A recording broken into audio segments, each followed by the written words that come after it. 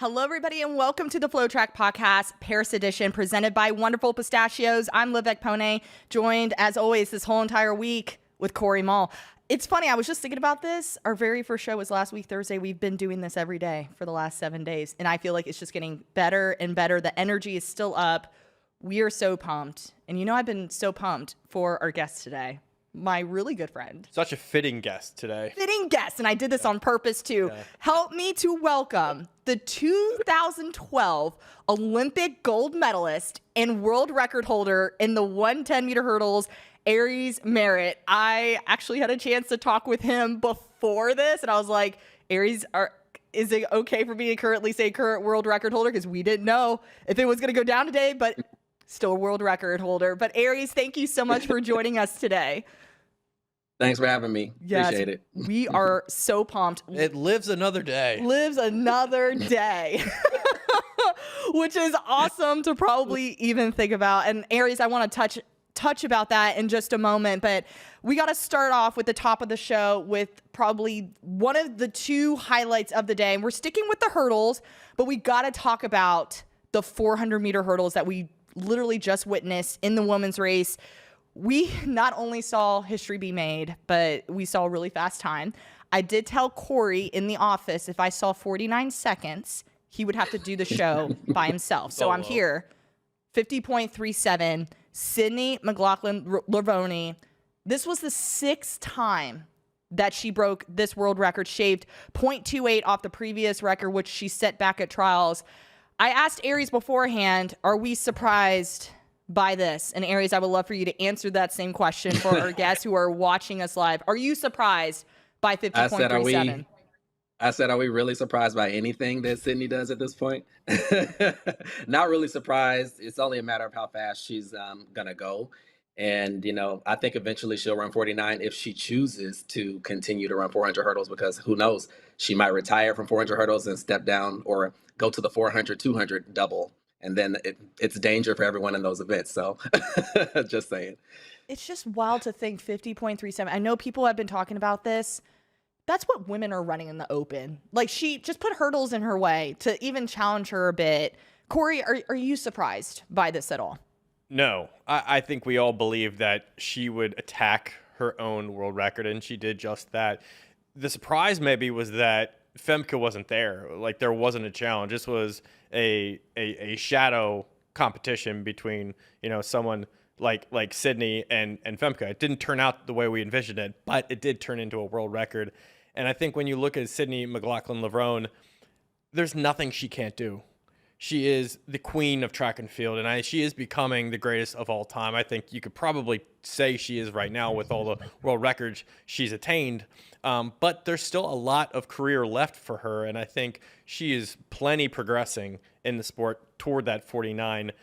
You know, what was the single greatest thing about today? I think it's the fact that she waited 8 days, you know, to get to the final here. And she was able to go out and still get the job done when the stress and the pressure was at its highest. And she's done that time and time again. She is literally the queen, and she wore the crown, as we saw. Anna Cockrell. Let's stick with Anna Cockrell. So good. I am literally beyond proud of this woman. Fourth fastest in history, 51.87 to grab the silver. Femke Bol, 52.15. Aries, I want to talk to you. I know we were talking beforehand just about the race strategy. Why do we think we saw the results that we saw? Like when it came to Femke Bol finishing bronze and Anna Cockrell grabbing that silver here today? I honestly feel like Sydney broke Femke down at 200 meters. When she felt her on her right at around 200, to me, it looked like she was like, oh my gosh, she's already on me. I can't go again right now, because it would have messed up her step pattern. So she had to stick to her step pattern, which is Sydney's step pattern, by the way, because Sydney invented the step pattern that you see before you. And so with that being said, you know, Sydney's really pushing the pace on the pattern that she's created, and everyone else is copying that pattern. And then they're running the race that they're running. And then Femke couldn't respond. She had no idea what was happening when Sydney took off at about 150. Did you see that kick that she had when she came off of 150? It was incredible. And then at that point, Femke was like, I can't get her. Like, she was already broken at that point. And then Anna sees that moment and was able to snag that silver. Just insane. It's almost like sometimes you see a sprinter waiting for someone to catch up for them only to go again. It felt like that with Sydney. It felt like Femke was kind of catching up to a certain degree, and then Sydney went again at hurdle 7 and just left her in the dust. Really beautiful to see. Cockrell, 3rd best American of all time, and 8th best overall time to get into the 51s now. I agree with you. That is an incredible moment for Anna Cockrell, who's been progressing for years now, and she gets this huge moment in her career. Absolutely. And also shout out to Jasmine Jones, just missing the podium, but sets another personal best of 52:29. I guess, Aries, for you, I want to ask this question. I don't know if you've read Sydney's book, but I did. Finished that book in 2 days. And she just talks about how she's been kind of like, she's happy with the 400 hurdles, but kind of thought about shifting to another event. How soon do we think she's probably going to step away from the hurdles and maybe approach another event like the 400 or something else? When do you think that is? Do you think it's when we hit 49? Is it next year? Like, what do you think? No, I think next year. Okay. I think next year she runs 400 to try to break the American record. Bobby has had this plan for her to run the world record in the 400. He thinks she can get it. I'm pretty sure everyone thinks she can get it at this point. It's just a matter of her actually running the 400 and becoming world class and learning the event, because you do have to learn how to run the 400, as we saw when she first stepped foot in it. And then this year when she opened her season in 48.7, almost an American record in her first 400 of the season, like in, what was it, May? I mean, Jesus Christ. I mean, she's a monster on the track. She's a monster on the track. And it was her debut 400 meters of the season, and she hasn't run it since. So, I mean, just imagine what she could do if she had a full season of 400 meter running. I really think she can probably run 47 for sure. I mean, that stresses me out to even think about. We already know she's doing it. We already know she's doing it. She's the first signed athlete for Grand Slam track, which is supposed to start next year. And within that context of that league, she's going to be a long hurdler, I would think, or maybe a long sprint athlete. It depends. But those athletes have to run 2 races in Grand Slam track. Yes. 400 hurdles and 400 flat. So she's already kind of taking on this load next year. So she has to adapt to it. Yeah. That's great. Wait, so how does it work? Does she have to run like a 400 hurdle and a 400 in the same meet? Yes. Correct. Yes. It's a 2-day meet. Wait, what? 2-day meet. Yes. And So everybody has to run 2 different events. And then the next day she'll run 400 or something, vice versa? Correct. Yes. Okay. Yeah. Interesting. Yeah, very interesting. So yeah, you're right. Like with Grand Slam track, like that's going to be kind of that path. Potentially see it next year. Hey, you never know. She might do 100 hurdles. Hey, she could probably do 100 hurdles. That would be. And then she would do the 100 flat. Yeah, I think at this point, we've seen what Sydney can do when she zeroes in on one event. She'll break a world record. Yeah. And now how will she do when she doubles? Again, she's the greatest athlete that we've seen in a long time. There's a lot of great athletes. I won't say she's the greatest, although she can become that. But just what can she do when she doubles up below the load and really takes on, a big bandwidth? Absolutely.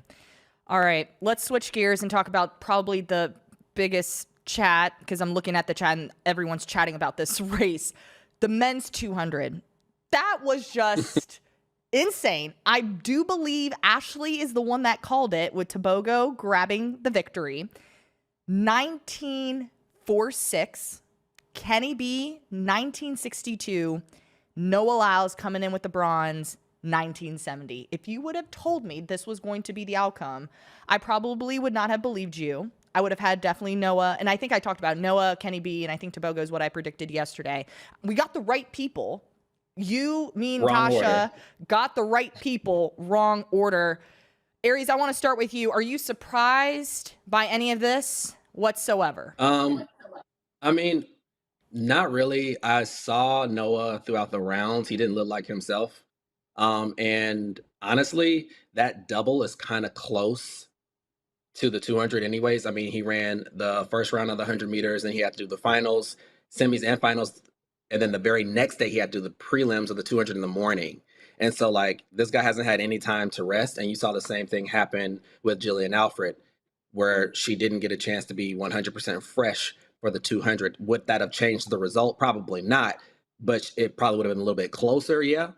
Um, but anyways, back on topic with Noah, like he wasn't looking like himself through the rounds. And then we find out that he has COVID-19 and he's, still going to put forth effort anyways, like hats off to him because he's, I don't know if you ever had COVID. It's terrible. I mean, I haven't had it, but I mean, apparently it's terrible. People were like dying from it. So, and this guy has like asthma.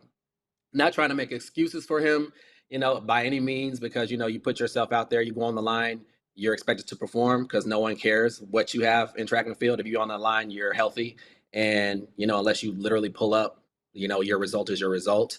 But, props to him for, getting out there and getting the job done, bringing home a medal for Team USA. Big hats off to Tebogo. I mean, that's a huge run. The time speaks for itself. 19.4 is no slouch of a time.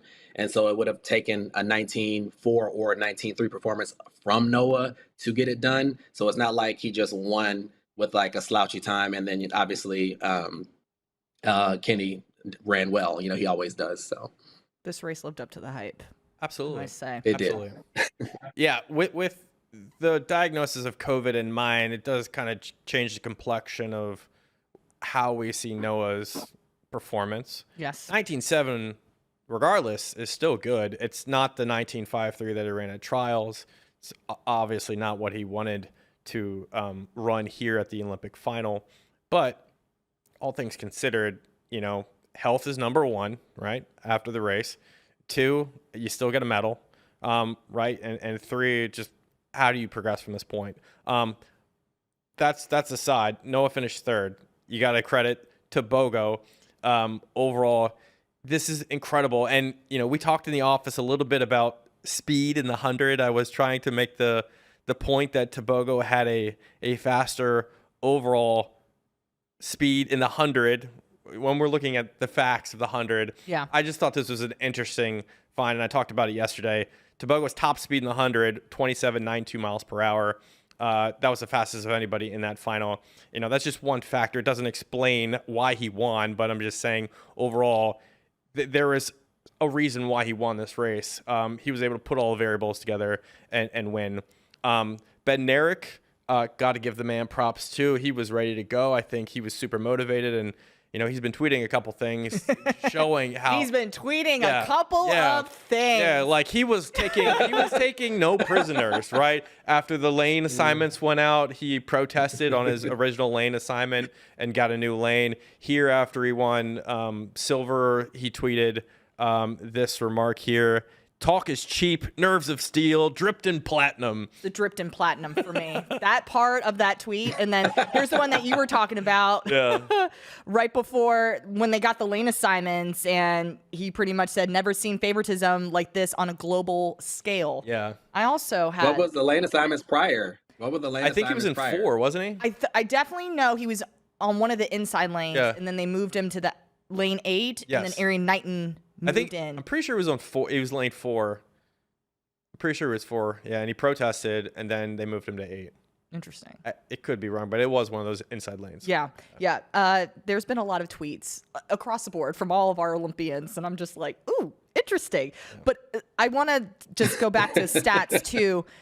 Huge shout out to Tebogo, as we mentioned. This was the first Olympic title for his nation in any sport, and also set an African record, 5th on the all-time list, became the first African man to win this title as well. And I know you were sticking on that 1970 that Lyles ran. That was the fastest ever 3rd place finish in any race in the games, I believe. So that just shows how fast that 200 meter was from start to finish. And I hope Noah feels better, because he literally hasn't had any days off. I believe it's just been boom, boom, boom, boom. Yeah.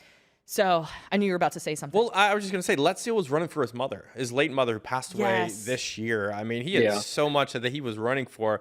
How much meaning can you draw winning a gold medal with all that in mind? I think this has to be an incredible moment for him to experience. Yeah, I mean, one of two things would have happened. He would have imploded and he would have ran terrible, or he's going to seize the moment and just thrive. And we clearly saw him thrive tonight. So, Yeah. And Tebogo even eased up at the finish line. Like he's like thumping his chest. yeah, he was celebrating. Like 5, Yep. 10 meters before. Like, oh man, it's just sometimes I just wish these athletes would just run through the line, like just keep on going, because I want to see how fast you could you could really go. I understand celebrating, but get to the line. We could have seen like a 19.2, 19.3. Like imagine that. Yeah, I This think was we still definitely fast. could have seen 19.3. Yeah. Well, Potentially 19.3. You guys have both been in those moments before when you're finishing races and you're about to win. Like, that's just instinctual, right? Is that instinctual when you start to sort of feel the win before you get across the line? Like, can you explain it? Aries, go ahead. I mean, it's I'll a let you go. little different. It's a little different for hurdles because you can't be doing that until you've cleared the 10th one. You celebrate early before you clear that 10th hurdle, you're in danger of not finishing. But you know, typically, well, what my coach used to tell me was run to 8, and then you know, if you're in control, then you can kind of let off the gas a little bit and coast in. And so I would use that tactic, but you always have to pattern your run. But from a sprinter perspective, you know, Olivia, you might be able to answer this a little bit better than I can because, you know, I was a hurdler. But like, I'm pretty sure you guys, you know, you're still moving forward, but you're just not pumping as hard, right? Yes, that I just remember SECs when I broke the SEC title. I remember running straight through the line because I had Desiree Bryant on my inside, and I didn't know if she was going to come up late because I couldn't see anything. There was no scoreboard. You're not the celebrating type. No, but for me too, when I realized how fast I ran, it didn't sink in. Like there was no emotion. You probably thought, oh, Olivia's just there putting in work, but it was like, did I really just go 22, 23? Like I think. I don't know. I don't think I've ever celebrated before the finish line. I've definitely celebrated after. Like when we won NCAAs in the 4x1, I definitely celebrated.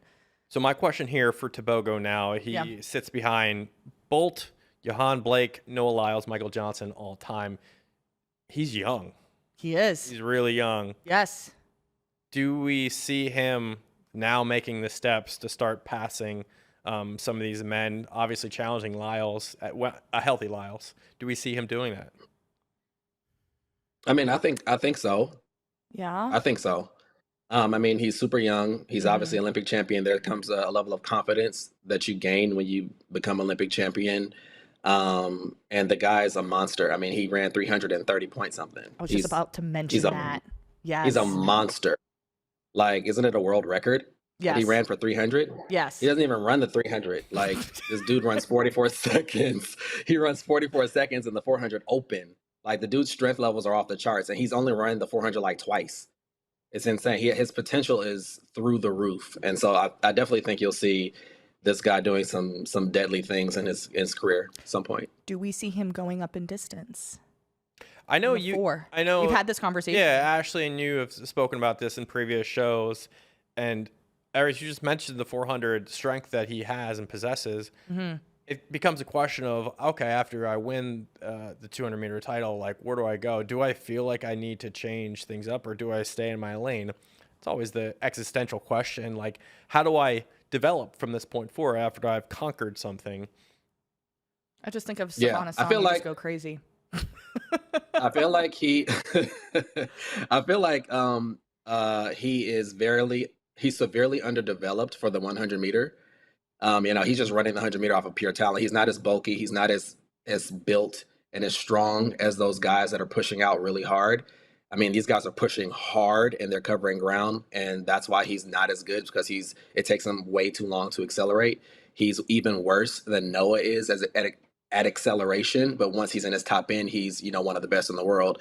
And so seeing him in the 200 and 400 might bode better for his career longevity. Yeah. Unless he's like living in the weight room and getting his swole on, you know, then he might change the way I feel about it. But that's how I feel about it.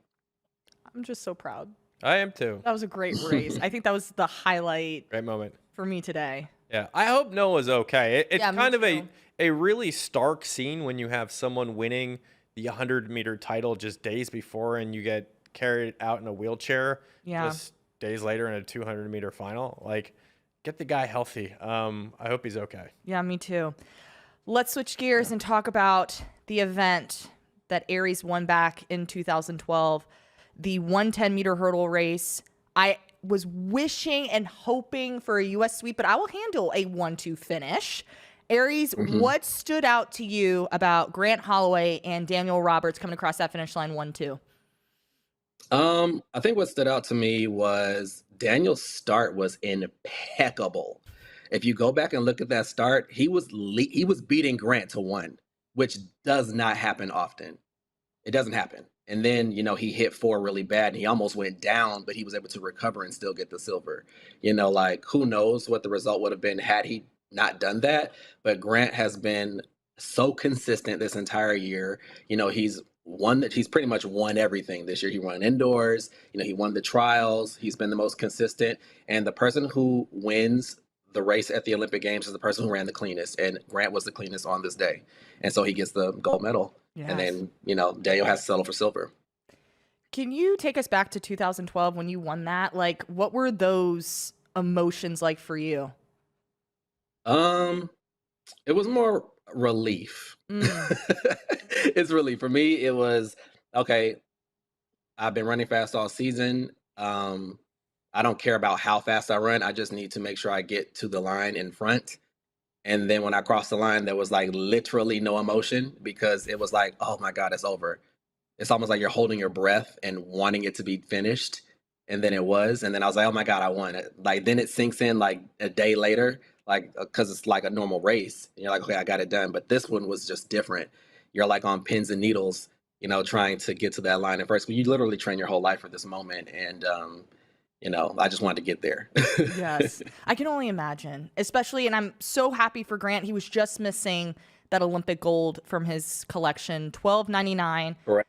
Aries Merritt's world record of 12.80 still stands another day, as we talked about. And Grant Holloway just remains undefeated. Like, this was the race for him to lose. Roberts comes across the finish line 13.09. And we had Rashid Broadbell kind of break up everybody, 13.09 for new season's best. Those are our podium finishes. But what stood out to you, Corey, from this race? Well, I feel like you hit the nail on the head. Relief. You have a very unique perspective that he's probably feeling the very same way. Yeah. I will reiterate this. He didn't need a world record today. He didn't need a career best today. He didn't even need the best race of his Olympic Games today. He just needed to win. And that's what he did. There's a saying, it means more. And I feel for Grant, this means more to him than anything else. World record, maybe another day. We could worry about that. But today, winning the Olympic title, experiencing relief, experiencing elation, experiencing all this work culminating in this accomplishment. I mean, he's run sub 13 so many times, and it just was a matter of, can I win on the day? Yeah. So he got it done, and I think he deserved it. We talked about it yesterday. Was there any other scenario that we saw of Grant Holloway not winning? And there wasn't. Yeah. So he got the job done. And I love Daniel Roberts' finish. 0.003 of a second, he won over Broadbell. And I think Otto talked about it on the broadcast about lean, like hurdlers leans different than most other sprinters. Yes. You kind of have this sort of power over the lean. Can you describe that, Aries, a little bit? He's laughing. Our lean, our lean is very timed, it's because every step that we do is calculated in a way. And so like the lean for us happens on the 5th step, not the 6th. So we're leaning on the 6th step. And so you typically want to, try to kiss the floor almost when you're leaning. And, it's just something that we're taught how to do. So, sprinters don't really lean like that, right? Because they're up tall and hurdlers are coming off that hurdle and they're fighting for the line. So you have to time that lean just right. But yeah. I love that. Definitely. For your life. Yeah. Y'all have the best leans, because I feel like that's the only way to get somewhat the job done. You got to clear all those hurdles, but that momentum is still carrying you forward to grab it. So shout out to our guy Grant winning the gold. Yep. So impressed.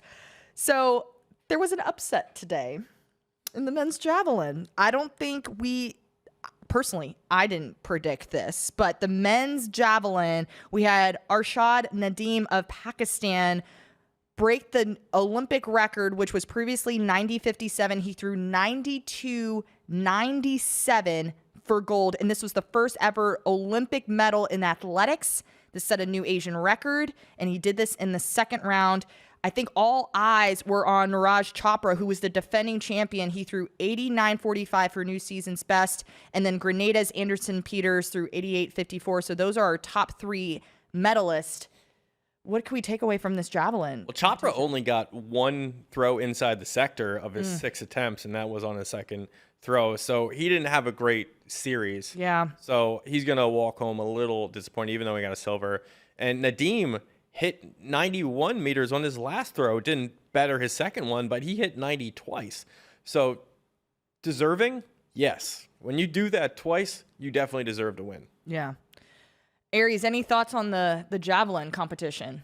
Major upset there. I was actually kind of surprised that the Indian guy, I can't remember his name. Chopra. Oh, Chopra? Jesus Christ. Yeah, I'm surprised that he didn't win. Yeah. You know, like I'm surprised. You know, I feel like he definitely should be, I don't know, like he's just so good most of the time. That for him not to pull out the win, obviously he's disappointed. But I was expecting, obviously, Julian Weber as well from Germany. I was expecting him to throw a lot better, too. I mean, his prelims was really, really good. And so he didn't throw as well as I would have hoped for. Because, you know, Germany is pretty notorious for their throwing events. And they've had a rich history of javelin throwers that have performed well at the Olympic Games. But hey, I mean, I don't really know much about javelin.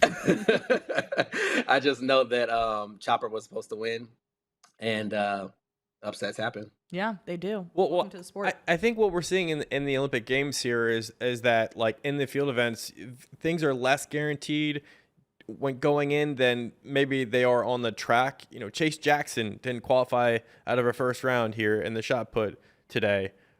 We've seen Miklas Lekna yesterday in the discus did not win. He was the overwhelming favorite to win the discus. Yeah. You know, we had in the shot put Joe Kovacs, you know, just needing a wild last throw to even get to second. Like, things are less guaranteed in the field because of all the things that go into it, right? Right. So more often than not, when you have an outlier like this happening, you're going to have an instance of this taking place. Like, when you have an outlier, you can have this result in the first place. So I just think in the field events, you can expect more, just wild variety. Right. Now, our last final of the day, also in the field, was the women's long jump, starring Tara Davis-Woodall and Jasmine Moore, the two athletes we were looking forward to just see line up on the runway. Corey, let's talk about Tara Davis-Woodall. She got the gold with the cowboy hat on, too, to just cap it all off. What can we take away from her jumps today? Like Grant, I think she deserved it. Going in here, she was aiming for the gold medal because she had a great year. Malaika of Germany was the reigning champ, but this was Tara's event, and she had to fight, actually. Jasmine Moore had the lead after the first jump. She did. Tara put it back to her on the second attempt, and then she padded it in her fourth. I think this was just a product of her consistency on the year, and she put it in a place that no one else could touch. Right. Aries, what do you think of just the competition in the Americans when it comes to the long jump, especially with Tara Davis-Woodall and Jasmine? Yeah, we have a really rich history of women's long jumpers with Brittany Reese. Yes. She was back in my era where she was just like undefeated at a championship for quite a while. And I feel like Tara will probably be the same way. She's a monster. Like, her athleticism is pretty much second to none out there. She was a hurdler, for crying out loud. She could have been world class at the hurdles too, but she was like, nope, I'm going to do long jump. And I'm going to, get this done here. And look at her now, Olympic champion. And Jasmine, shout out to Jasmine too. Like, Jesus Christ, she had just come off the triple jump. Mm-hmm. Triple jump. And now she's a double medalist at the Olympic Games. I don't think, has that ever been done? Does anyone have any stats? We did look it up. It's the second time it's happened since 2004. Last time it happened, Russia's Tatyana Lebedeva secured 2 podium finishes in 2004. Yeah. There was also, I think, conversation about doping too. So I don't know. In '08 though. Oh wait. Okay, Yeah. gotcha. Yeah. So 04 wasn't. so Jasmine is one of the few to do it in history, which speaks volumes on like how competitive it does. is, and to be able to do both because they're both technical events. So Jasmine gets the bronze with a 6.96 jump, as you mentioned. Malika 6.98 for silver, and again, you talked about that punch in that fourth round, and Davis Woodall did that with 7.10. So great competition. Proud of our Americans getting on the podium. Can we wait? Can I have a side comment? Yes. One thing from the broadcast that I'm noticing after you win the Olympic Games, it's like the shot of the family, the shot of the girlfriend, shot of the husband, the shot of the wife. Yes. Have they always done this? They've done this, right? Like the think family so. members. I don't think so. Like there was a long I don't think shot. so. Go ahead. When I was at the Olympics, they didn't shoot my family. My family was there. They didn't shoot my family, so I feel shafted. Where was my family shot? Yeah. No, but I think that's relatively new. You know, I don't see that often. They obviously couldn't do it in Rio because no one was in the stands. Yeah. Or not Rio, but Tokyo. Jesus Christ, Tokyo because of COVID. I feel like it's been like within the last 2 or 3 years, maybe. I feel like I agree with Aries. I feel like this is very new that we're seeing the shots of the family and friends cheering, because I don't remember seeing it like that. This is also the first time we've had a Olympic Games with a full stadium too in a while. Very true. Yeah, that's true. It's been packed every single night, and this stadium holds 80,000. It's crazy to me. I mean, it's at the Olympics. It should be filled, but 80,000, that's insane. Yeah. Aries and I were talking. Yeah, but that's not even. Go ahead, Aries. Go ahead. Yeah, that doesn't even count the people that have like a ticket, but they're not seated. Like, it's wild. There's so many people in that stadium that are standing everywhere. Because like when I watched Cole win, it was like a nightmare trying to get out of that thing. It was crazy. Yes. How many people were in that stadium? There has to be at least 15,000 people standing. Not even joking. Insane. It's crazy. It's a violation. It's insane. It's definitely a violation. Aries and I were talking beforehand because he, as he just mentioned, was in Paris, just came back.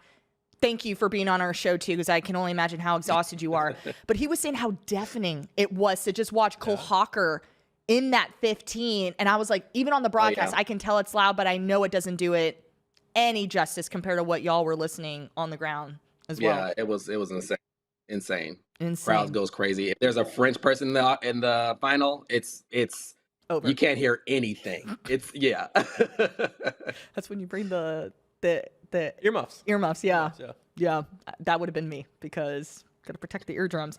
All right, let's talk about the notable performances from today, and I want to start with the men's 4x1 because I now have questions after the 200 with Noah Lyles, but also I had a lot of questions with the exchanges today. There was some Jamaican troubles. USA, I love Dawn Harper Nelson on the mic this morning, and I think she said it best where she was talking about how Fred Curley had the safest exchange we have ever seen. I need y'all to go watch the replay because I'm watching this on my couch and I said, man, Fred, I love Fred. Fellow Aggie over here too. But I was like, Fred did not get out like how I thought. Christian Coleman was right there, but it was safe. And we could say Team USA got the stick around. But Aries, what kind of stood out to you from the 4x1 first rounds when it comes to the Americans? Yeah, the handoffs were not good. We were coached by Vince Anderson, and you know how he's a stickler for running through the zone. So, those handoffs were awful. And they left a lot of room there for improvement, and we don't know if Noah's going to be running in the final because of his sickness. So, I mean, even if he doesn't run in the final, I think that the contingent that we can put out there is just so strong. It doesn't matter who we have running. They can bring home a gold medal. But the handoffs were a little, sketch. But as long as they get the stick around, that's all that matters. Very true. Yeah. I think that's the first thing a lot of us ask. Just get the stick around. Just get it around. Better safe than sorry. Exactly. There's probably a ton of historians in the chat right now, but I do know that the U.S. team did not do well in 21 and 22. Didn't get gold there. They weren't even on the podium in 21. So obviously the big incentive here is make sure you get the stick across. 37-38 to win Budapest last year. They were only like a tenth of a second slower than their winning time from Budapest last year. If they do substitute anybody from the squad, which I don't think they will do, but if they do, who would you put on? You got Bednarik available. You have Knighton. They wouldn't put Knighton on the team. I don't know. Who would you sub, if at all? I don't think. Who ran anchor? Aries, I'm going to toss that to you. They had Lindsay on anchor, so it was Christian Coleman, Fred Curley. Yeah, so they would Kyrie sub King, Lindsay. They would sub Lindsay for Bednarik. I mean, he's a 100-meter finalist. Yes. So someone's got to come off for him. Yeah. So there's one. Oh, God. So we're saying, just so we're clear, we're not thinking Noah Lyles. You know what they could do? Right? I think it would be a bad look if he's I agree. coming off the track in a wheelchair and then he's on the 4x1. I mean, he has to. I mean, if he feels like he can get the job done, you know, he is Olympic champion. However, like you said, I don't know what the status of him is going to be. Right. But in a perfect world, you know, this is just my own little 2 cents, even though he's probably not in the relay pool. You know, they could put Grant on first leg. I was thinking that before the show. What? I was like, Grant Holloway's going to have this moment. They could put Grant Holloway on first leg, and then they could have Fred run second, and then give it to Christian or Bednarik, to Coleman or Bednarik. That's kind of deadly. Just going to throw that out there. I mean, Grant was also on a relay this year at Florida Relays. They ran 37 with like Florida All-Stars or whatever. Yes. Yeah. I don't know if I want to take Christian Coleman off first leg. I think that man owns that leg. That's like taking Allison Felix off second. You just don't do that.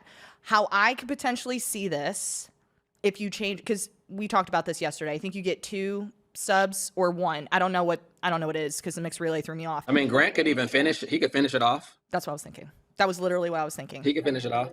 Or, Christian.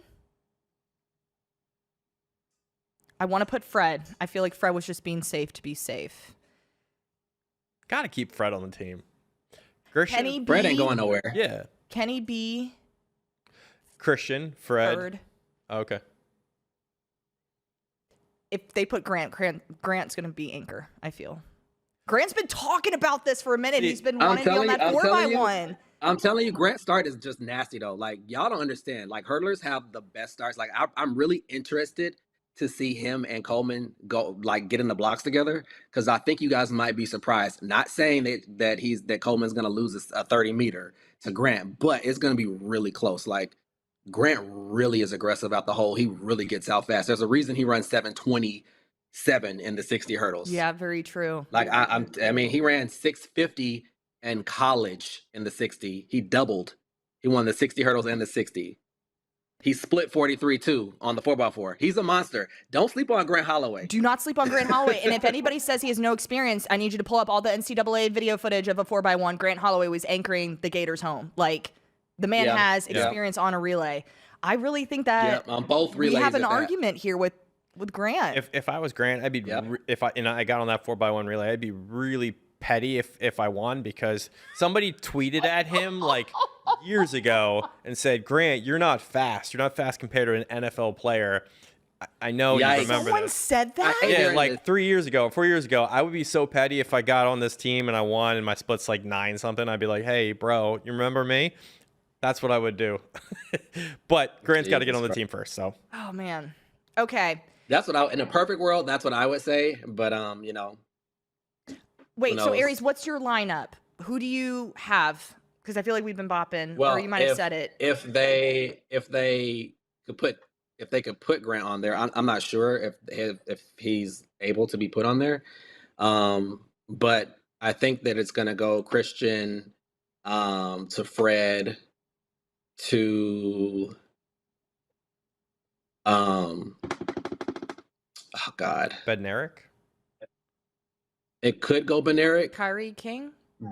But Kyrie will probably be third, because him and Fred have at least some sort of chemistry. So Kyrie to Bednarik. And then I think Kyrie and Bednarik train together.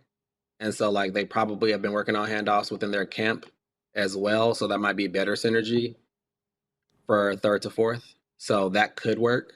But I'm not the relay coach. This is all speculation and hearsay. So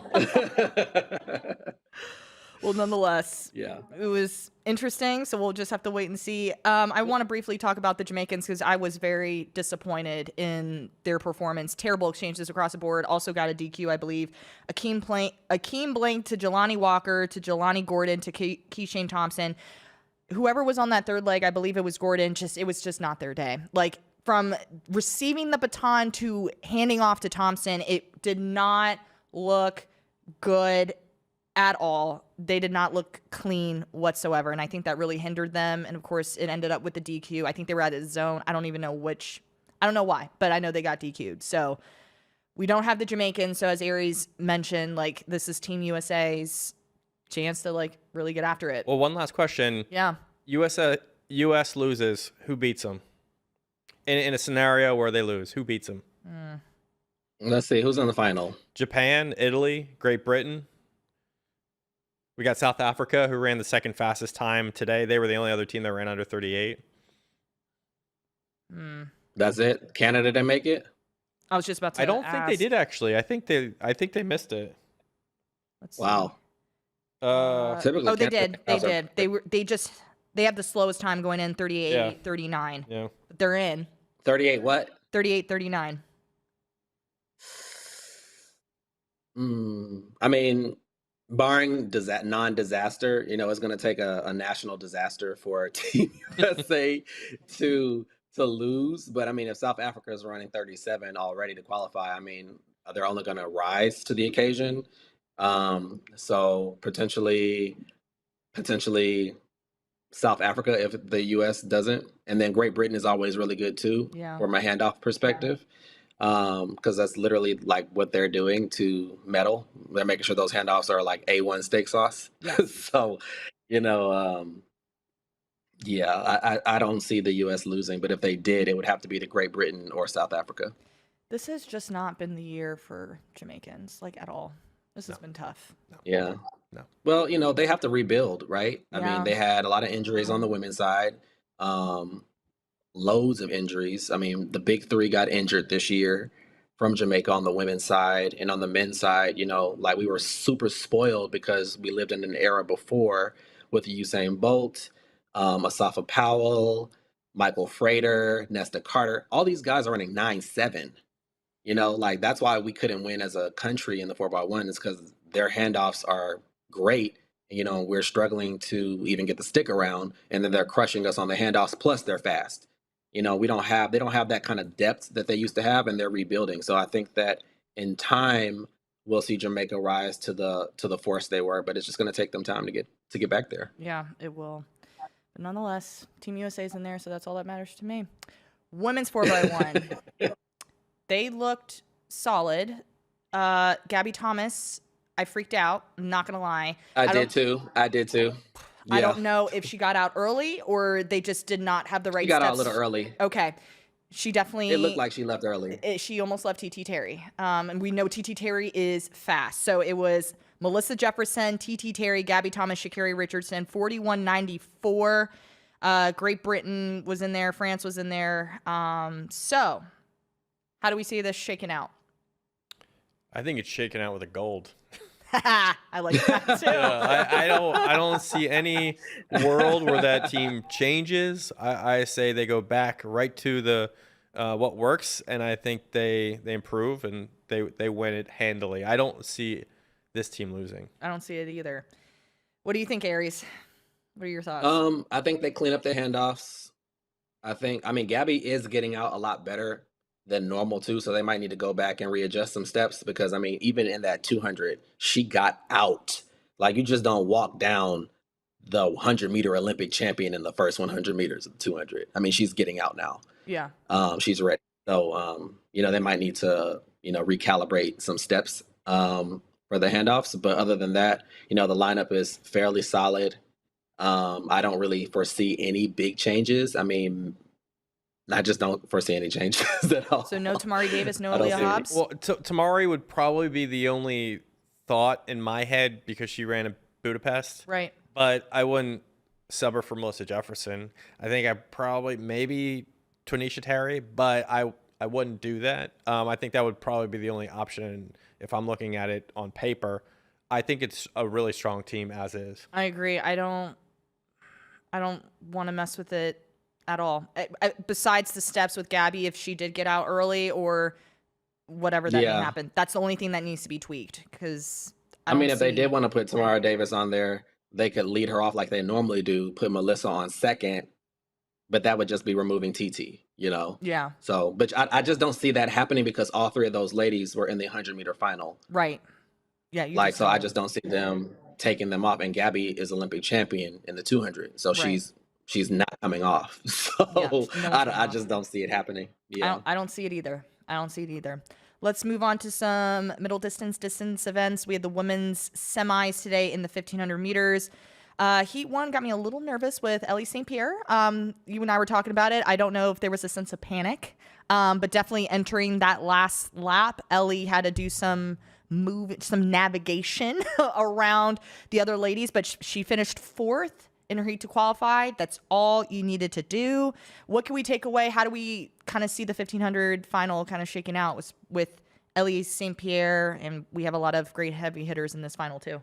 Well, she showed a lot of strength, I think, in that first heat. Getting out of trouble early, not late, not in the last curve. She did it before the bell lap. So I think she understood the timing of that situation and made sure she was in a better position. So the big question is whether anyone can keep up with Kip Yegon, who's the 1500 meter world record holder. And I think, or is anyone from the U.S. squad, I would say, Nikki Hiltz, Ellis Ampere, are they able and capable of going at that pace, which I'm assuming, what is it, 350-ish? 350 is pretty much where the world record's at this point. Jessica Hull has run that before for Australia. She's probably a strong candidate. But I think the biggest question is whether St. Pierre and Hiltz are ready to run that pace. I want to say yes. Ellie St. Pierre, like you mentioned, got out of trouble early.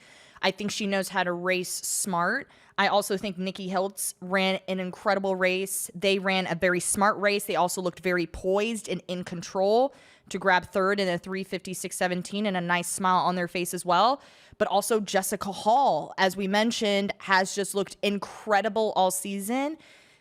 But my answer to your question is yes. I think Ellie St. Pierre and I do believe Nikki Hiltz are the two Americans who I feel like could probably stick in that front pack of however this pace is going to go. I know both of them know it's probably going to be fast and you need to be prepared to make moves maybe a little bit earlier than you anticipate, or to be patient and trust your gut that when you see that opening, you take advantage of it. So my answer is yes. Yeah. I think they can stick up there. World record's 349, by the way, too. That's ridiculous. Absolutely ridiculous. That's why it's a world record, right? Yeah. Aries, what do you think? Faith, I mean, she's world record holder. She didn't get it done. She might be a little tired from the other event that she ran in where she got, silver? What was that, the 5K? 10K. It was 5K. Yeah, you're right. Yeah, 5K. Yeah, it was 5K. Yeah, so I feel like she might be a little tired. She was all business today, though. So all business. Yeah, so I mean, she's a world record holder. You can't count her out. She's Olympic champion, defending, right? She's like multiple world champion. It's gonna be hard to beat her. Yeah. Can our girl seize the opportunity like the men did? I mean, I feel like they'd be drawing inspiration from watching the men. So it's very possible that we can have the medal like the one girl. What was her name that you said? The Hall? Jessica Hull. Jessica Hull, yeah. Yeah, she's obviously been running phenomenally all year. So you just don't know we've seen that you just don't know what's going to happen with distance. I mean, look at our steeplechaser from the other night. That was what was that, an 8-second PB? You just don't see that often, but it is the Olympic Games and, people rise to the occasion. And so only time will tell. Who knows? Only time will tell. I think that men's 15 was a special race. And I think having Ingebrigtsen really just go after it, risk it all. It was a change. And be the rabbit. Yeah. In some ways, I mean, it's not how you typically see an Olympic final take place. It's not that this is going to go out slow, but I think it's going to be more reasonable because I think these women want to to run a race that they are comfortable with and can make moves on and can react when, somebody's surging or creating separation. Like, you want to be reasonable in a way. If you're running a world record pace, like, only a few people can even, I think, maintain that. Yeah, I just don't know if there's a Jakob Ingebrigtsen in this women's 1500. Like, I don't see anybody taking that bold move from the start of like, we're just gonna let it go. Yeah. Whoever finishes at the end is gonna be the champion, right? Like, I can see this being a fast but also a very tactical 15. That men's 15, Aries, I can't believe you were there in the stadium. Like, if I was there, I would have lost it. Like, that was a very... I did lose it. That was a very special race. I kind of want to see someone take a risk, but I don't think any of the women will do that. It's possible. It is possible. Is there a... Let me see. No. Ooh, no. She didn't make it. Because if, like, Tanaka would have made it, she would have taken it out. She would have been the rabbit. For sure. She's been taking it out like a bat out of hell, like, every round. She has been. Have you seen her? Like, I'm like, what are you doing? Like, you're way out. You're way out there. I did see her in the rounds. Yeah, she was a little like, what? Yeah, she's like, I was like, Jesus, like, round one? Yeah. We doing that? Yeah. Okay. Yeah. Yeah, she's not in the final though, but yeah. I don't know. I mean, if Faith wants to push the pace, and she'll do it. Hey, so I honestly don't know what she's gonna do. We got a rematch. I don't think she's as like, We got a rematch of Kipyegon and Sagai. I was just about to say that. It's going to be another rematch. Oh. No more jostling. I think I might have heard this. Don't quote me, but I think they like gave Kipyegon like a warning. So like if there's any type of jostling, there's a DQ. Like it doesn't matter. I don't think. It's like a yellow card in soccer. Yeah, it's a yellow card in soccer. So it's going to be interesting. Like no pushing, no shoving, no getting your hands mixed up. Like that's going to be crazy. That's another reason why I think she might just lead. Because like she's get out of trouble. She has like she has that yellow card, and she doesn't want to be in any kind of danger or anything like that. So she might lead from start to finish, set the pace, and do what needs to be done. Yeah. I'm also not going to count out Welta G2, who won Heat 2, 3:55.10 to edge out Jessica Hall. But before we move on, I want to give a huge shout out to Maya Ramsden, who was in that first heat from New Zealand, set a new national record of 4:02.20, finished 8th in her heat. But again, very long season, competed at Harvard and just missed the qualifier, right? Just missed the qualifier, I think. Yeah, it was top 6, so like just barely missed it. But also moving on to the women's shot put, again, just kind of an upsetting day. Tough day for Team USA's Chase Jackson, who's number 4 in the world in this event. She did not advance to tomorrow's final. Literally, there was just like tears running down her face. I saw where she posted. I follow her on Instagram, so she was very honest and was just like, it was just not the best day, but she feels like we have strong competitors going into this final. You have USA's Raven Saunders and Jada Ross, so shout out to them.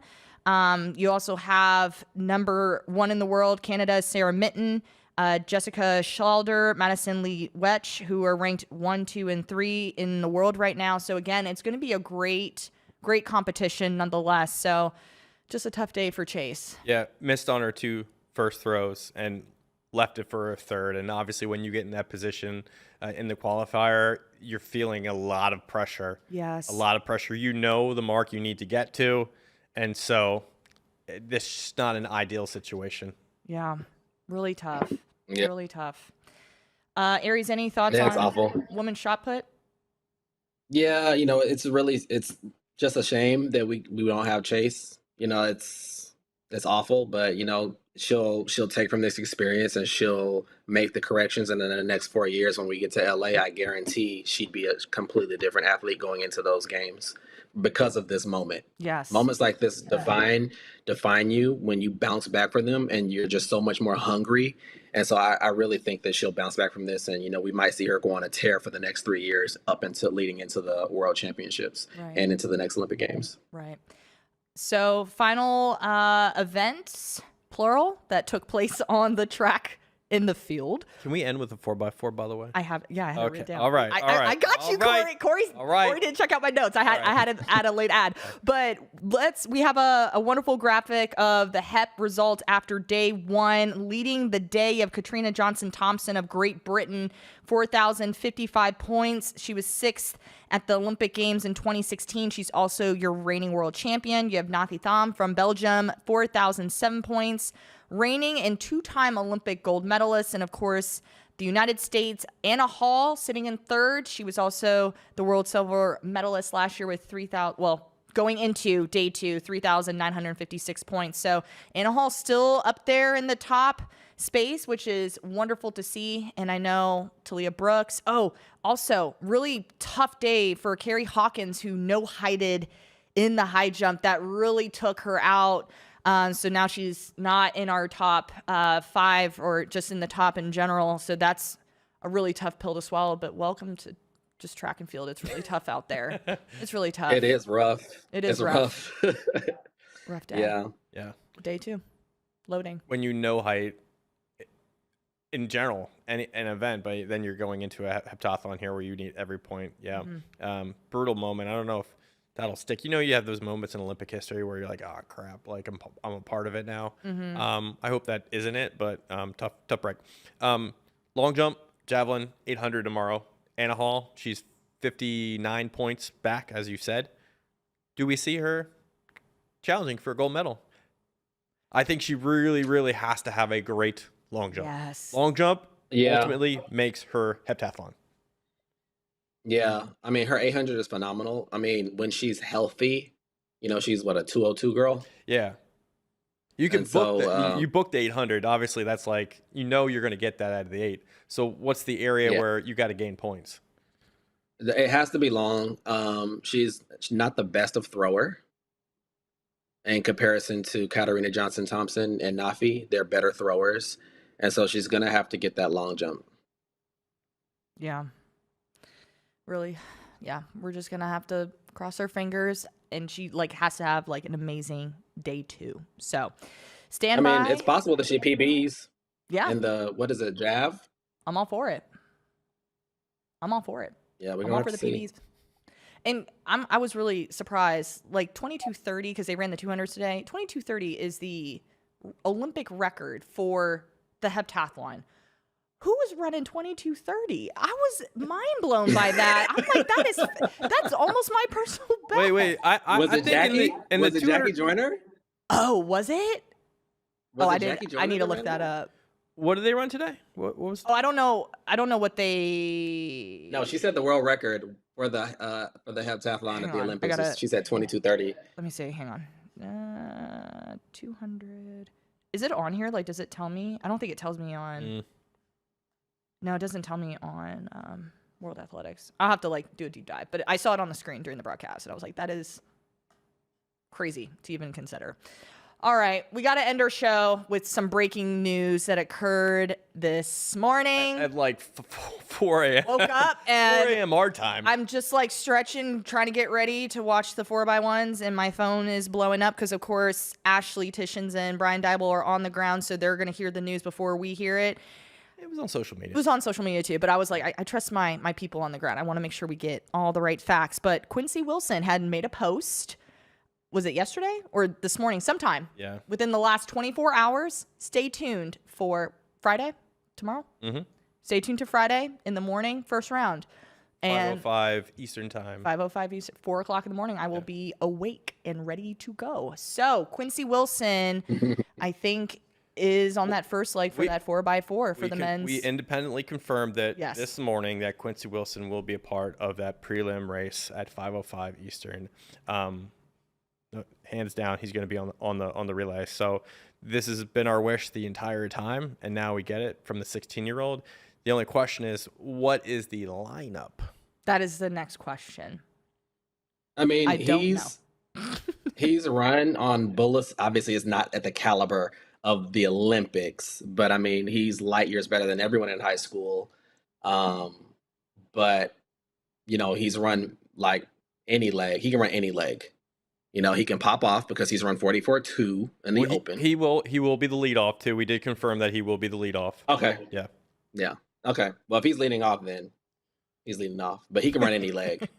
So I kind of want him He to can run lead any leg. off. I just feel like that first leg is I think is going to be his spot. I think giving him his own lane, his own space, I think is the smartest way to start this. Not saying that he can't navigate through all the other individuals, but he's running against grown men on top of that.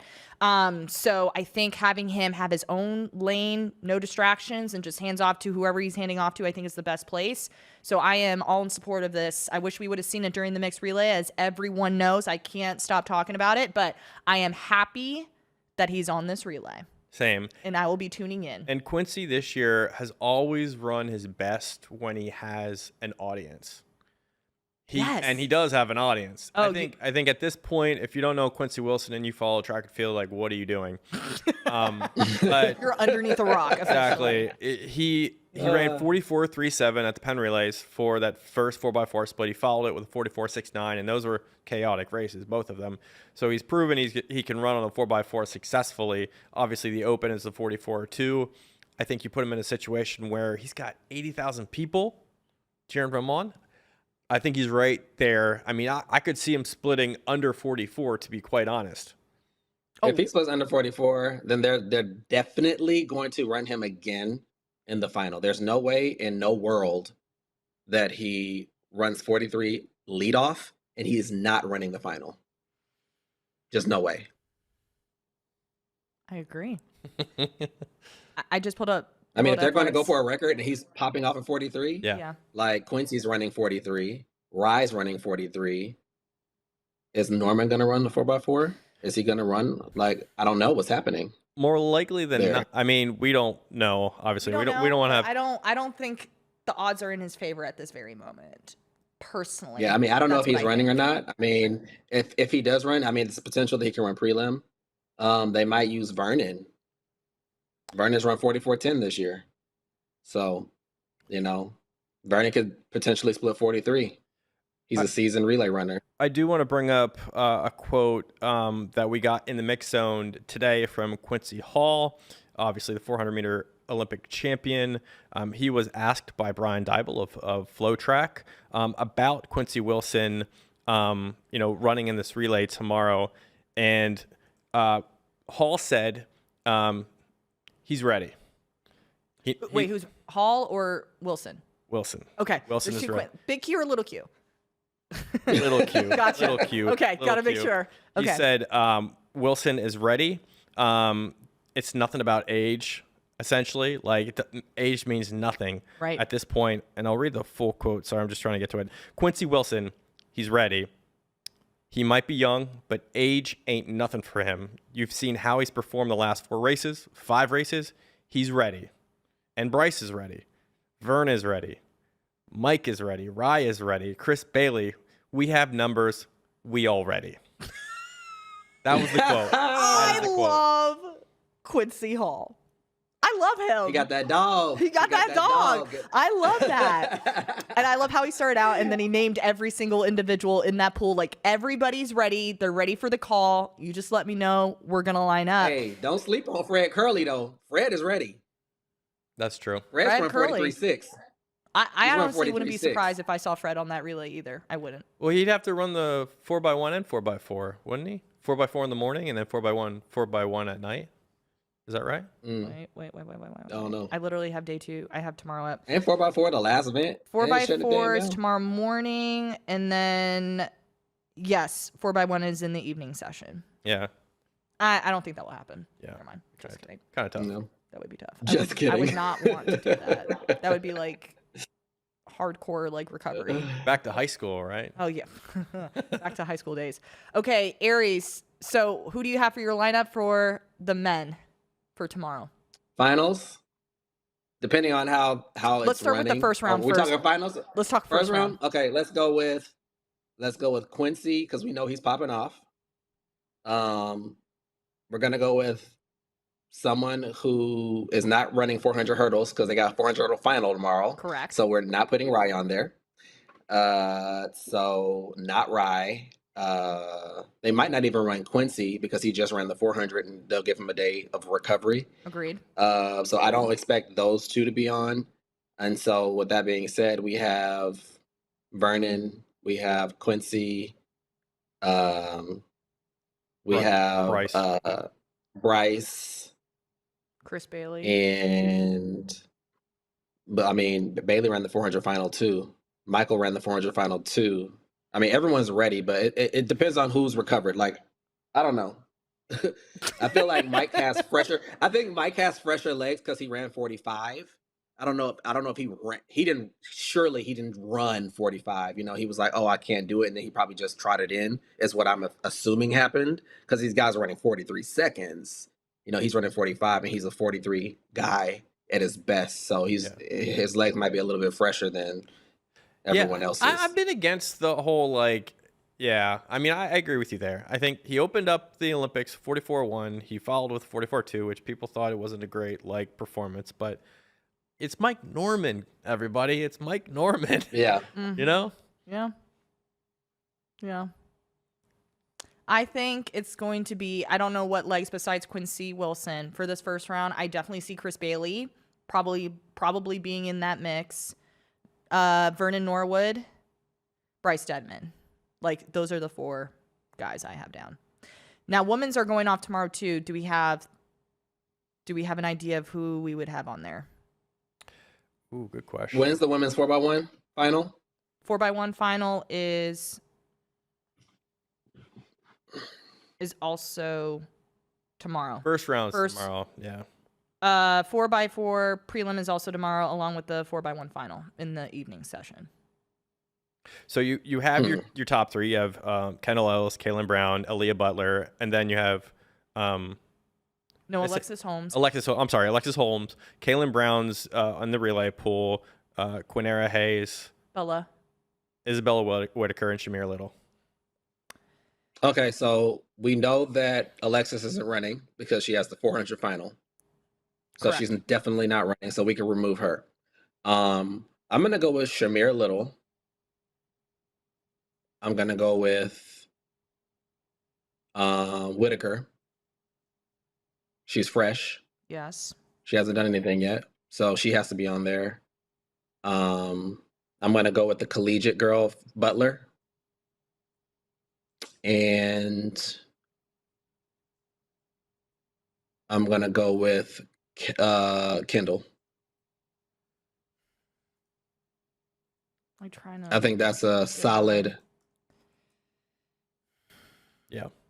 I think that's pretty solid. I think the only one I would substitute there would be probably Kaylin Brown. I would put Kaylin Brown, Kendall Ellis, Shamir Little, and then Aaliyah Butler. Yeah, I think they would put Kaylin on the final. Save her? For sure.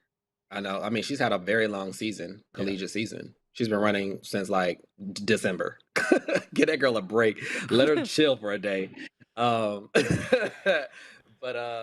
yeah, like I see them definitely putting her in the final. I definitely see Sydney McLaughlin. Yes, that's without a doubt. Without a doubt. I mean, she's gonna split 46. Let's be honest. I'm just kidding. Sydney versus Femke anchor. That's what it's gonna come down to. If I'm Femke, I don't want to face Sydney again. I wouldn't want to see her again. I'd be like, I'm done with you. Oh man. Oh my god. It's definitely going to be Sydney. I mean, they could potentially put Anna on there because Anna just popped a 51. Anna Cockrell, most of the times I wouldn't count her out either. Oh geez. Because she just ran 51, and you know when you run 51 in the 400 hurdles like Delilah did, like Sydney did. They have them on the relay. They have them on the 4x4. So it's potential that Anna could be on there as well for the final. Her and Sydney can come on. That leaves Brown and whoever else has the fastest split out of the prelim. I'm probably way off. That's potential. I feel like Sham is on it. I feel like Quinera Hayes is on it. I want Bella on it. This might be biased, but I want Bella on it. And then I think it's going to be a toss-up between Kendall Ellis and Aaliyah Butler, and I'm only talking first round. I want to preface that before the chat comes at me. We got all in the game saying they'll put Gabby Thomas That in the final. I know. I That's why. feel That's like why I was saying. women's. That's why I was saying. When is the 4x1? That's why I was asking because I want to know because she's run 49. I feel like She's there's run too 49. many options on the women's side. Men's side, I don't think there's many options. But the women, And then we named at least she's like, and 6 people. Gabby's trending. Gabby's literally trending like Allison Felix, where she wins the 200. She runs second leg of the 4x4. She runs, the 4x1. So it's very possible that she could be on the 4x4, and she's going to give us like a 48 split. I mean, she's running 21 seconds for the 200. She can come through with an easy 23 and finish in 25 for 48. Right? That I agree. Yeah. Wow. Look at that. So, And she ran an open 400 already this year. Didn't she go like 50 point or something? so Did I remember that? this is in She ran chat. 50 point. She ran 50 flat or something. 50.1 when Sydney ran This is in the 48. chat. Alexis Holmes, Gabby Thomas, Sydney, and Kaylin Brown. Say it one more time. Alexis Holmes, Gabby Thomas, Sydney McLaughlin-Levrone, and Kaylin Brown. That's a dangerous. That is 4x4. scary. I would pick that for a final. Absolutely. But I put Sid. Yeah, it is I would fun. put That's Sid cool. anchor. Holmes leads that bad boy off.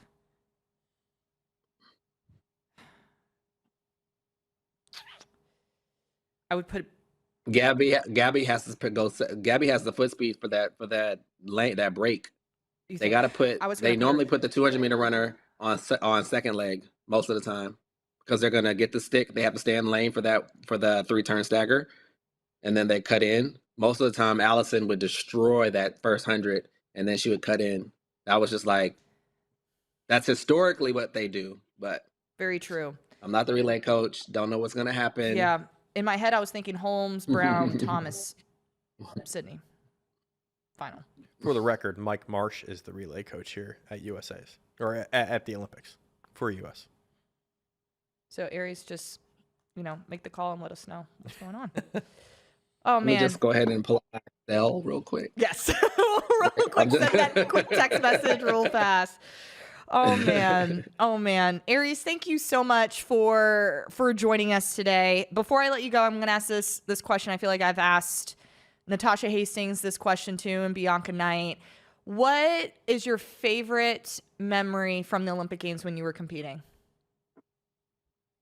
It's going to be funny. My favorite moment from the Olympic Games is when Carmelita pointed at that clock and they broke that world record in the 4x1. Love that. Look, that moment was insane. I got chills watching it. I was there and I was like, holy shit, this is crazy. Like, it was insane. Like, that was insane. I forgot that That was the my same favorite year. moment. I have to agree. Yeah. And it hasn't been topped That since. favorite moment. Nope. It has Yep. not. It has That was insane. They were stepping out there. It was crazy. Yeah. Yeah, they were definitely stepping that day for sure. No one has been able to step just as fast as them. But Aries, thank you so much for joining us and everyone that's watching us live. Thank you for tuning in. Make sure you like, subscribe. Again, huge shout out to Brian Dybel, Ashley Tishins, Ryan Fenton, who are on the ground grabbing all of this amazing content. So you can check that out all on our social media channels and also our website. Corey has been doing some breakouts, so shout out to Corey Mall for breakout moments too. And we will see you again for another day tomorrow at 5 p.m. Eastern.